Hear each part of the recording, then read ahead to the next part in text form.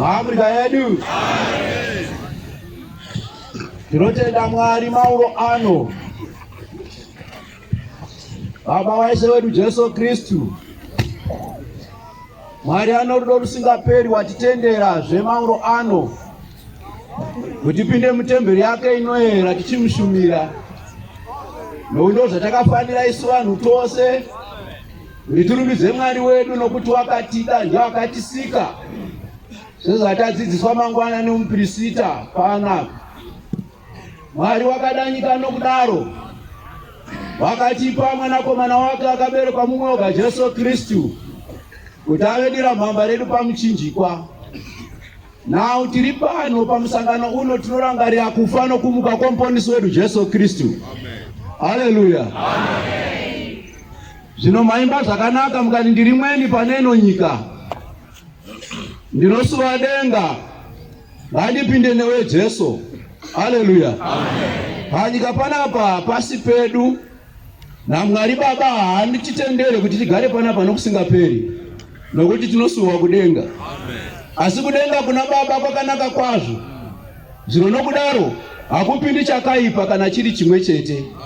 Hakupindi zvokurwara kana chirwere chimwe chete.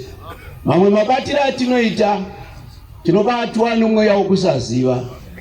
Mwari kana achifamba pakati pevanhu, vanhu vakasanzwisisa vakasaziva, vanosara vari vanamati vaMwari asi Mwari asima vanhu.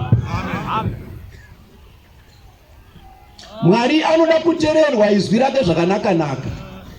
Kana wateerera izwi rake zvakanaka-naka, mbomira. Kana wateerera izwi raMwari warinzwa, woita zvarinoreva. Wofamba sezvaanotaura kwauri. Ndiko kuti agare nevanhu. Ndokuti agare newe, ndokuti agare nesu. Afrika yedu. Tiri parwendo. Kuenda kumusha uri kuzuri kudenga. Rwendo rwo haufambwi nekuchenjera kana nezivo yokudzidza kuchikoro. Kana kuva nemari yakawanda. Kana kuva nebasa rinoshamisira. Kana kuva sabhuku.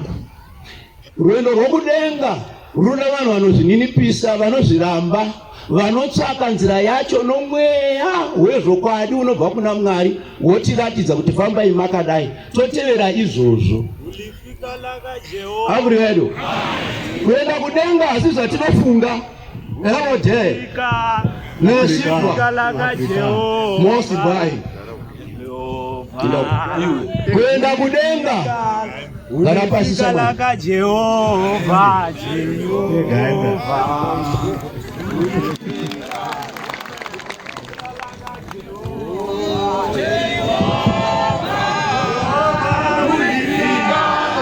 Ulifika laka Jehova.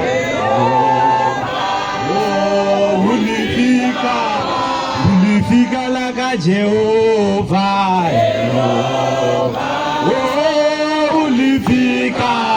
Ulifika laka Jehova, Jehova. Ulifika laka Jehova, Jehova. Ulifika laka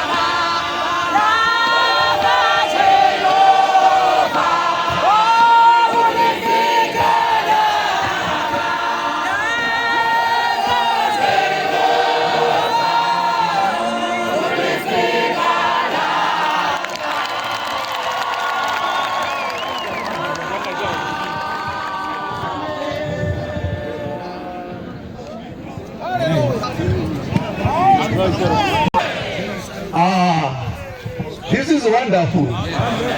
Takapoma zvawapika akati heaven on earth.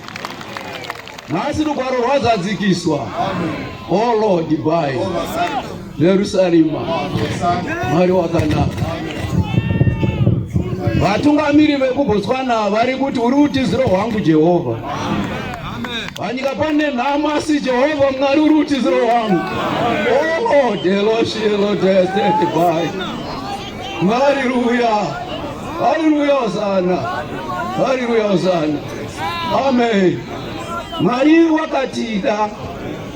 Nawo isu tofana kumudawo kwazvo uye tichiteerera. Ngatiteererei chose chinodiwa kuteerera. Mwari kuti agare pakati pedu tirambe tinaye, tinofana kumuteerera. Wakambova kwaJudha, Israeri nezuro vakasamuteerera akabva ndokuonekwa muno muAfrica napo mazvo Africa.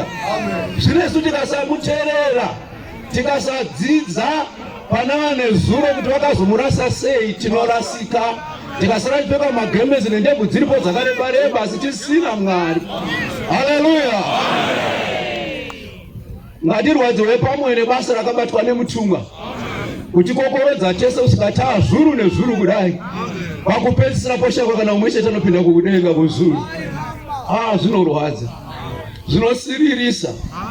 Kana tabatwa naMweya Mutsvene, ngave Mweya Mutsvene chaanobva kuna Mwari, nokuti Mweya Mutsvene anobva kuna Mwari anokuteerera, ane discipline, anoziva Mwari nokuti anobva kuna Mwari, anoziva wokukudza, anoziva wokutevera, haangoiti zvese zvese. Haleluya.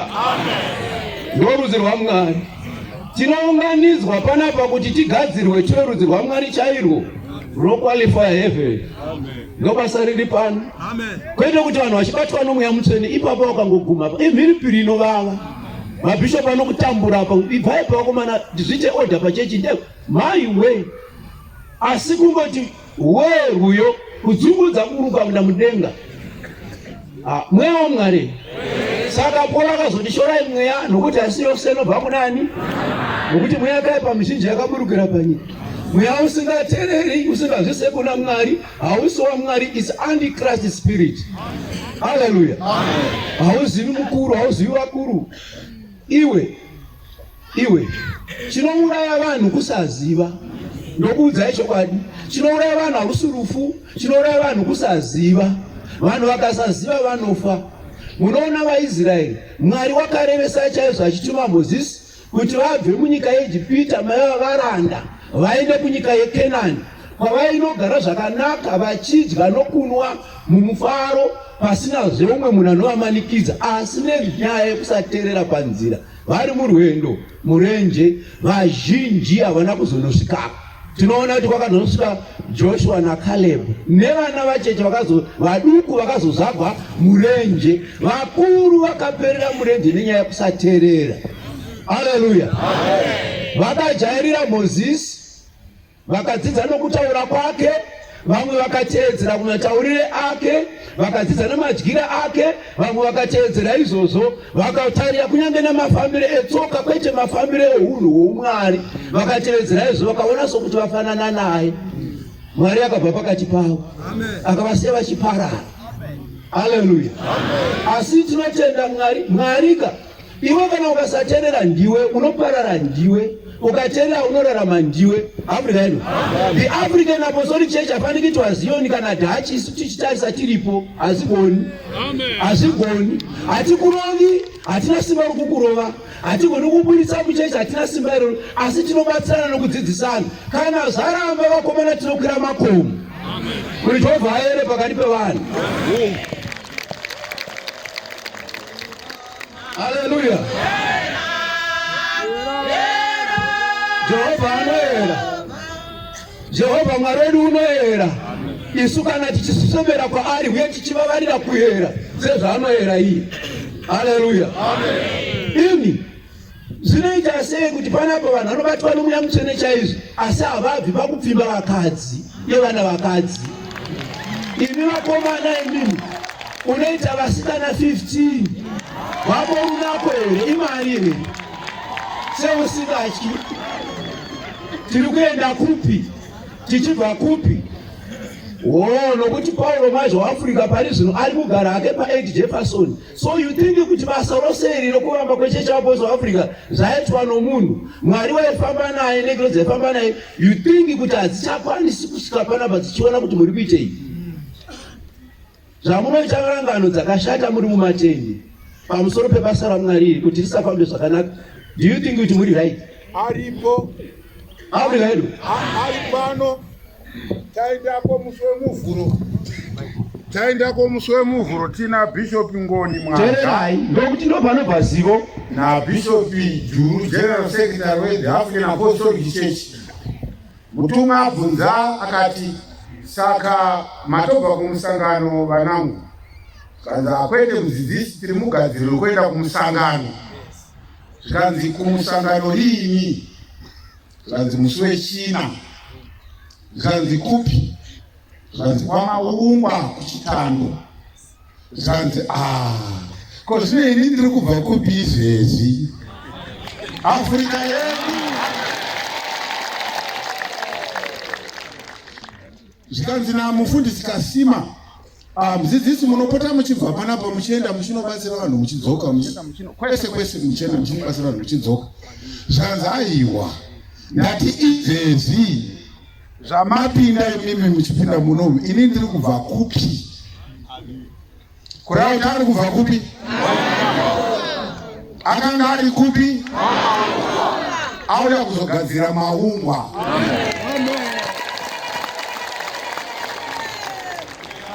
Afrika yedu ndo pane mufaro wedu wedziva, ndo latest, ndo current news.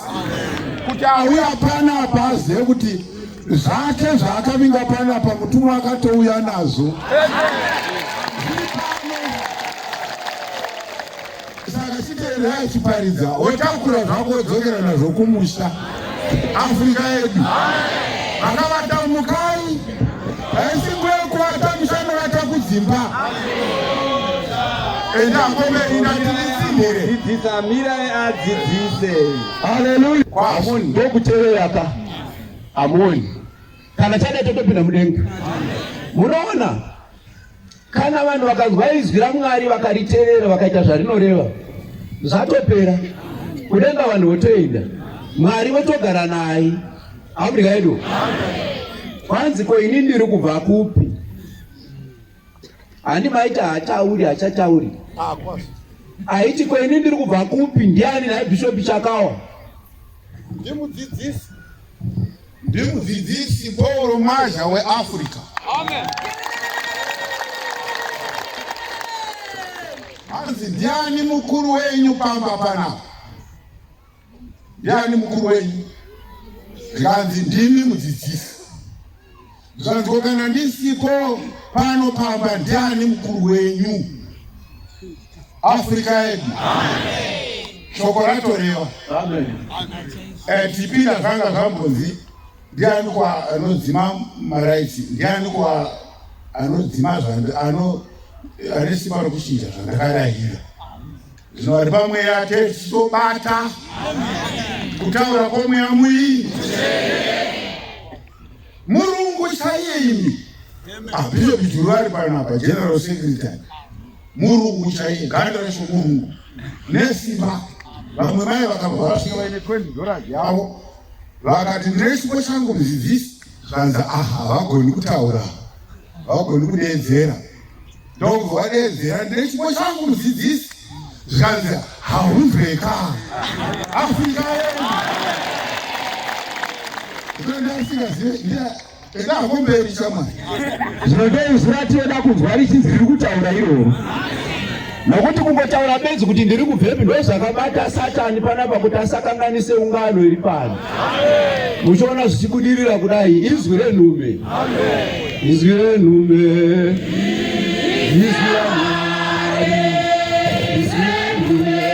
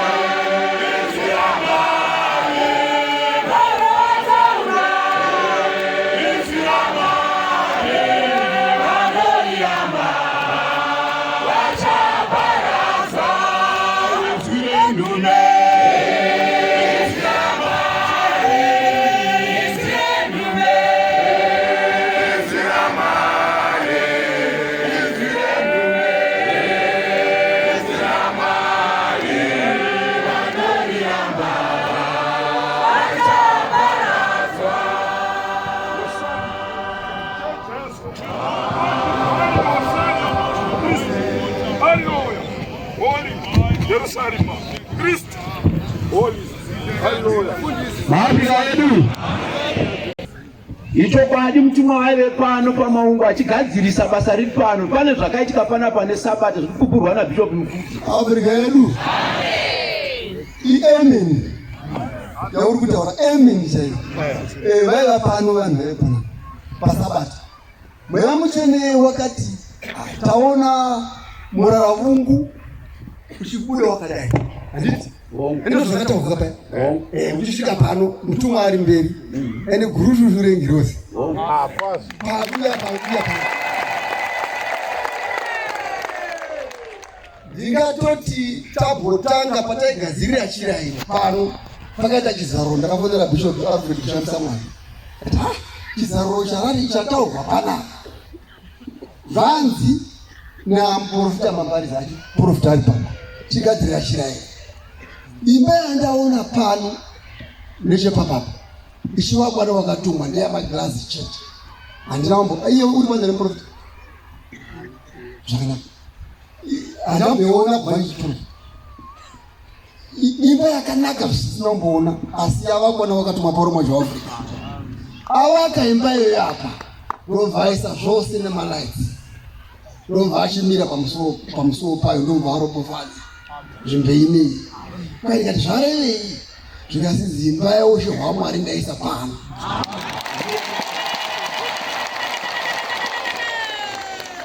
Zvadaro isu takati Mwari watitendera nyaya yekugadzirira chirairo. Taigadzirira chirairo kachiya. Ndakazozviziva zvino neSabbath iri. Tozoona kuti uye pakazonzi Easter yanzi pani PARAMOUNT ndiyo imba iya. Ndakaiswa pano. Saka mweya wangu wazoonekwa uchisvika pano nowakatumwa achifamba pamusoro pemuraraungu achisvika panapa. Paine mweya Mutsvene, paine neprofita waitaura kati airati aizviratidzwa akati ndabvunza kuti zvarevei zvasinzi ndadzoka pabasa ndorapupurwa naBishop Chakawa kuti imoti ndabvepi. Isu takamuona achisvika papi neSabata. Zvoka izvi Takasanganawo naye achibva kuno. Zvoka izvi ndozvine basa izvozvo. Zvikanzi noti takanyarara tese zvimwe zvacho ugoni kuzvipindura zvamweya Mutsvene. Zvikanzi hamuzive kana kuti tasvikirana. Bishop Chibhowa hamuzivi nekuti tasvikirana. Ini muchisvika ini ndichidi achibvepi ndobva neshoko rangu. Achibva kupi? Patiri nhasi kudzai Jehovha. ndo zvakazivisa ndichiona vanhu vakakuona ndabva ndazoziva kuti ishokwadi vanhu vanoziva paurumwa zvochinyama kwaine inzi rake ndokwanodini kudzai Jehovha. maAfrica edu saka tisazvinetse nezvakawanda. Mweya Mutsvene anoziva. Kana angoti iye zvinezvi zvangu ndine basa randiri kumbonoita kudenga, asi panyika apa basa ringakoni kufamba karokana kuramba richifamba richienda kumberi nhaika. Saka mafambire aro haano ndochikupai mumaoni. Unomunga kuti deno mutumwa akasiya ati Chibhowa ndiwo unotungamirira. Maindigona imi. Ina ndina kufa vakasa bishop ikeka. Nezvibhakira nebhutsu ndichikanda. Kusvika vamwe matotiza cheche. Vati murume uyu akapawa. Apiwa basa. Ikazokuti hana chaakapiwa kuti. Nyarara zvake. Saka anyarara isusu vazhinji totonasa kuti tinonyagona kutotaura kupfuura iye. Akasimuka achitaura. Kunoita sokuti zwi racho haribudi. Uyongera semunhu akangopusa-pusa. Vacho munogara Mwaribo.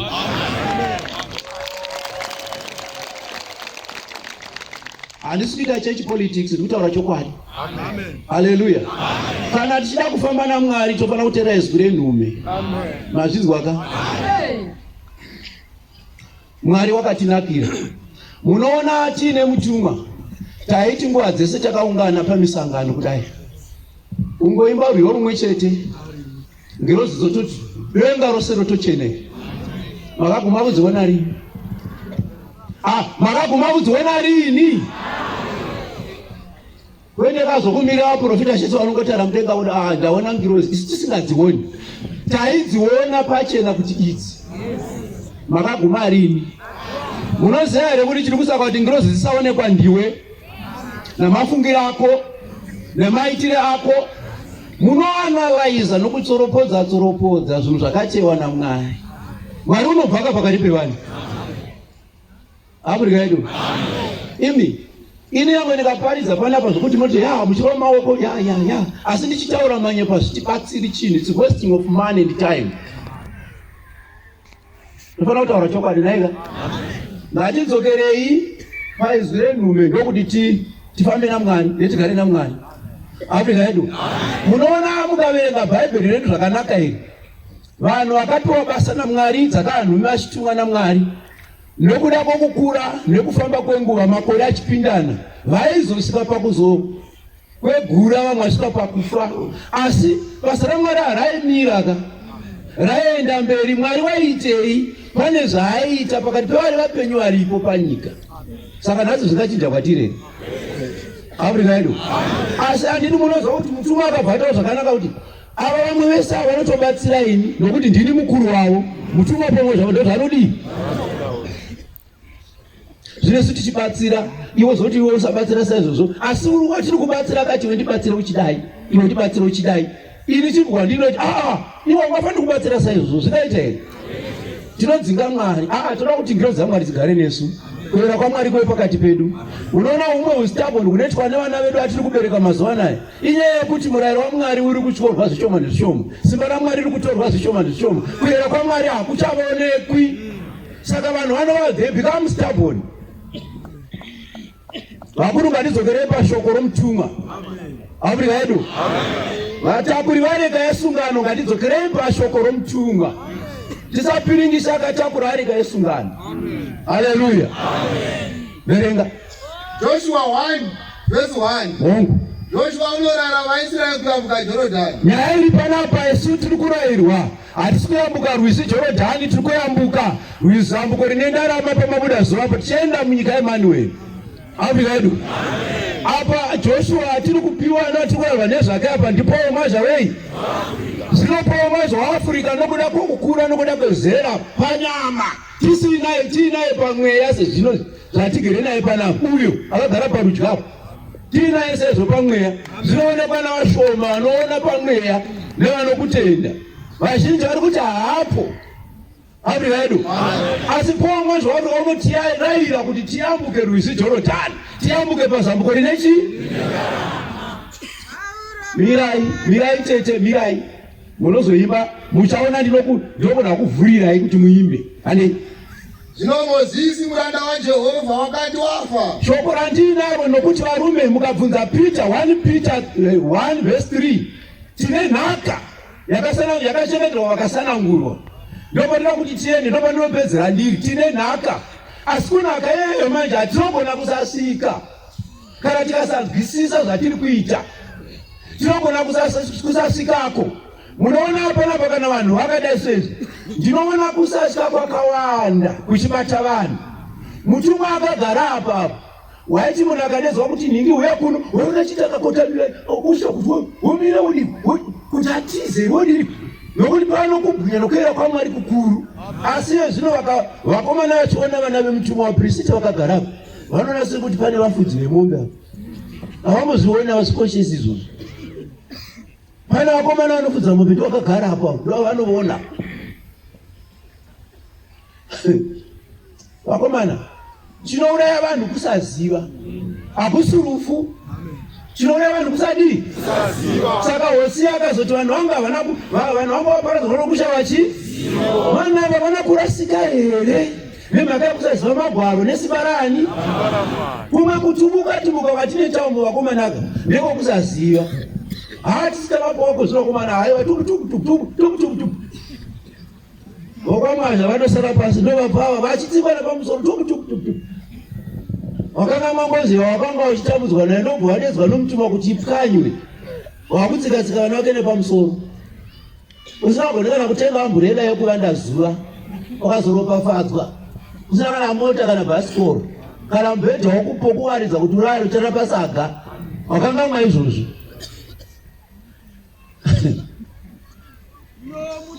Mira apapo imbikiko zvino. Mira Afrika yedu. Apapo imbikiko zvino regai timotaura. Kana mazogona kuteerera vanhu vaMwari muchaimba kusvikira kwakaedza. Hazvibatsiri kuimba vanhu vasingazive. Hazvibatsiri. Afrika yedu. Tichiona vanhu vachizotuka nomweya tati vakomana Mwari waburuka denga rigere muwaniso kana mamwe mashanu. Ndoona vasingateerera havasi vaMwari. Shuwa ndotaura chokwadi. Ngotipengai nhasi. Kana vanhu vasingateereri havasi vanhu vaMwari. Mapfekero amakuita vakadzi haasi okwaMwari zvaiva. Hembe inenge yakasonwa, rudzi rwemucheka ndirwo, masonerwo aitwa awo kubhawo. Mapfekero ayo kuti varume ndione muteveri. Unoona upanapa mapfekero pano paritari yaJehovha Mwari. Kuti uratidze vapostora panapa kuti uone figa dzakadii. Panapa vanhu havachakwanisi kana kufunga kana kuti vachanzwisisa kuyera kwaMwari kwakuti vanhu vanorara vachiita upombwe vachisviba chirayiro. Hakuna unopinda kunodya pamusaka pamapfekero amuri kuita. Munoswera muchiona namapfekero akashata manorara mune muchisviba. Hakuna unopinda kunodya chirayiro. Ndozviri kuparadza vanhu. Kana vanhu vasingadye chirayiro vanopona here?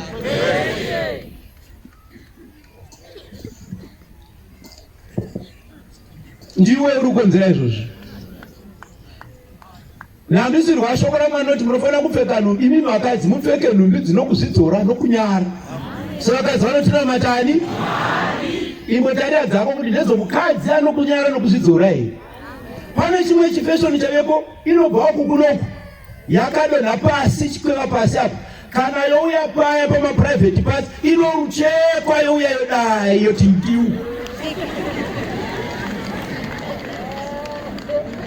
Uku yakaita sebesu renjiwawo. Unoona ari pamupostori waJesu iwe. Unoona kurasika uchibva munzira. Haurasiki netsoka nhatu kana nenharu nhatu. Unotanga neimwe chete kusvika mwiri wose wakunze kwenzira. Ndo marasikira neta vanhu. Ndo mabudira neta Mwari muchechi. Mwari achisiya chechi, anosiya kereke, anosiya vanhu nokuda kwaizvozvo. Afrika yedu. Panapa panouya vanhu vakapfeka zvinhu zvitema zvakangosiyana-siyana zvakanyorwa-nyorwa. Zvimwe zvinotore maspirits azo vachimira paritari yaMwari ipapapo. Havatombotyi. vakuru ngatipinde pakuyera Mwari azviratidze. Mutumwa wati kana kangaeresa chazo munamato denga ratsamwa munhu anokodonhega. Atisvike ipapo. Afrika yedu. Regai amboverenga. Zvino Mozisi muranda waJehovha wakati afa. Zvino Mozisi muranda waJehovha wakati afa. Yaitwa nguva yaMozisi. Mozisi atofa. Pane zvakaitika Jehovha akataura naJoshua. Ndiani ari kutaura naJoshua? Munoziona here? Jehovha akataura nani? Mozisi atofa. Ndokubva zvadi. Jehovha akataura naJoshua. Mwanakomana waNuni. Muranda waMozisi akati. Hanzi waitova muranda waMozisi. Akati. Mozisi muranda wangu wafa. Nani unozviziva here kuti Mozisi muranda wangu wafa achitaura naJoshua? Zvinosumuka iwe uyambuke Jorodhani urwu. Iwe chisumuka nekuti akupa basa. Iwe navanhu ava vose. Chitungamirira vanhu ava vese ava. Muende kunyika yandinovapa. Chandinoda ndechekuti iwe unosisa kunyika yandinovapa. Ivo vana vaIsraeri. Ivo vana vaIsraeri. Nzvimbo imwe neimwe. Yes. Ichatsikwa netsoka dzenyu. Nzvimbo imwe neimwe inotsikwa netsoka dzenyu. Muchitevera Joshua dzichiyambuka nevanhu Jorodhani. Ndichakupai iyo. Afrika yedu. VaIsraeri vangonzwa izvozvo. Havana kubeta makwirisi. Mukabva kutizotaurwa naJehovha Mwari ndizvo. Mukatenda nayo mberi notanzi imimi Joshua tichakutererai pazvose zvamunotirayira sezvataichiita naMozisi muranda waJehovha. Mwari haana kuzovasiya. Mukaverenga muchienda mberi muchaona kuti kuyambuka kwako vakaita rwizi Jorodhani. Rwizi rwanga rusiri rwizi rwamunoona rwokwenyu rwuya. Rwari ruchikoda kungofanana negungwa. Afrika yedu. Chakaita kuti vabude parwizi yainyaya kuteerera. Vayambuka vakanotanga kurwa neguta reAi. Vakarikunda. Vakapedza vanhu vose vakanga varimo vakatora nhaka yenyika vakagara. Vakabvapo vakaenda kuGibheoni. Vakandorwa vakakunda, vakaenda Jeriko vakandorwa vakakunda. Vanosvika kuGibheoni vakarwa namadzimambo akanga akabatana nemashanu. Asi Jehovha Mwari kuti wakanga ari pakati pavo vachiteerera izwi raMwari vachifamba naye. Vakanga vakutiza panguva vakurwiswa navaIsraeri. Vaiva vanhu vaMwari. Joshua ari mberi. Jehovha Mwari unonzi wakaita bipi rinoshamisa. Sera munoona rinombetwa naBishopi Ngoni Mwasha. Wakupwanya madhimoni. Which is very good. Afrika yedu. Jehovha Mwari unonzi hanzi waidonhedza matombo achibva mudenga. Akaita sechimbura-mabwe. Achitaka vaitiza kuti vaparare vose vapere. Rudzi rwaMwari kuti rukunde. Maurana apa tiri kudzidzisana kufamba naMwari nokuteerera Mwari. Vanhu vanofamba naMwari vanoteerera Mwari vakadzikama. Vakapwa hana. Pamusangano mamweni vanozona achiita ari pamusangano paya. Vanoda kuonekwa kuzikanwa. Varipo. Chirasina basa ranoita kupishwa nezvinomberi wopfuura nekupfumbu. Vandione kuti ndandiri. Haugoni kuva munhu waMwari zvakadaro. Mira pasi kumboimbika apa. Chimbodzwa zvauri kutoita izvezvo ndozvinodzinga Mwari. Afrika yedu. Kana tasvika panhaka yakachengeterwa vakasanangurwa ndopochimbwa. Ndorati timbofamba tizva kwatiri kubva nekwatiri kudii. Nokuti chinouraya vanhu kushaya zivo. Izwi renyu bezwi rani. Saka ndabva kuMaungwa wachigadzira kuti musangano uitwe panoka. Uchitungamirirwa nani? Uchitungamirirwa nani? Naiye mutumwa paumwe zvaAfrica ka. Asi pano panyamati nepriesthood kanzoka. Bishop Ngoni Mwasha, Bishop Apostolic nokushamisa Mwasha, Bishop James Mwasha, nemabishop ose board of trustees. Iyo ndo vanotomana kuteerera kuremekedza. Mazvinzwa here? Ipapa tikati sumukai apa mabishop sumukai mubude muye kuno. Muchaona vanhu vanosara ipapa kuti muti ndivanani? Vane maposti api muchechi? Vanoita nezvei? Unobata umbrella kune mvuri wakadai usiku, unobata pakudii? Hamuchi kuiswa padhuze pedyo navanhu vaprista vakatakura areka yesungano sei? munoswera muchibata-bata mazamuko nokubata vakadzi magaro, munouya apa paupisita kuzosvibisa aritari yaMwari sei?